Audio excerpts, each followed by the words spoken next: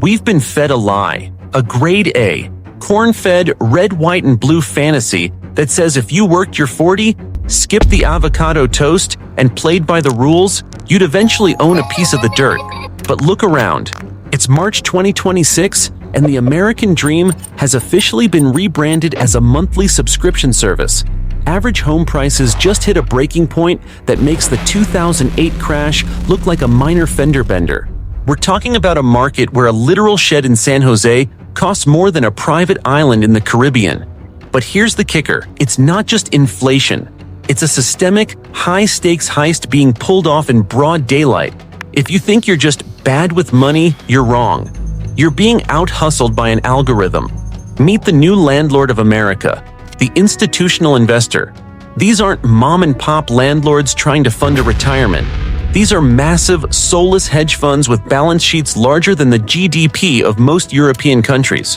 While you were out there trying to get a pre-approval letter from a local bank, these guys were dropping all-cash offers, no contingencies, 10% above asking, before the house even hit the market. They aren't buying homes to flip them.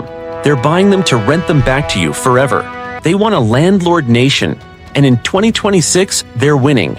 Now DC is scrambling.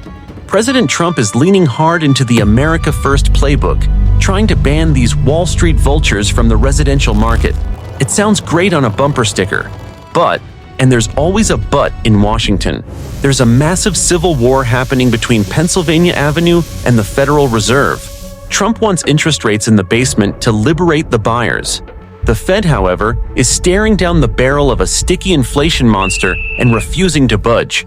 It's a Mexican standoff where the only people getting shot are the first-time buyers caught in the crossfire. You'll hear politicians say, just build more. Easy, right? Wrong.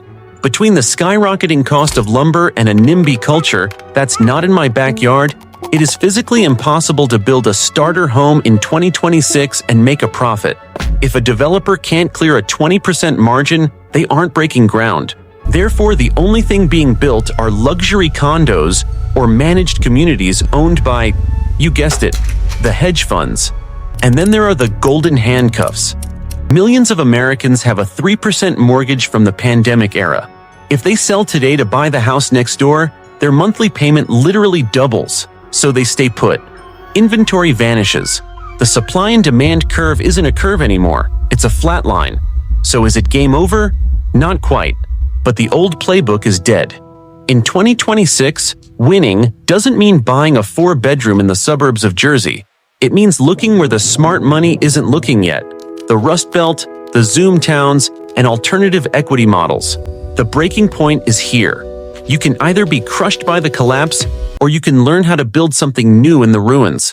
The dream isn't dead, it's just under new management.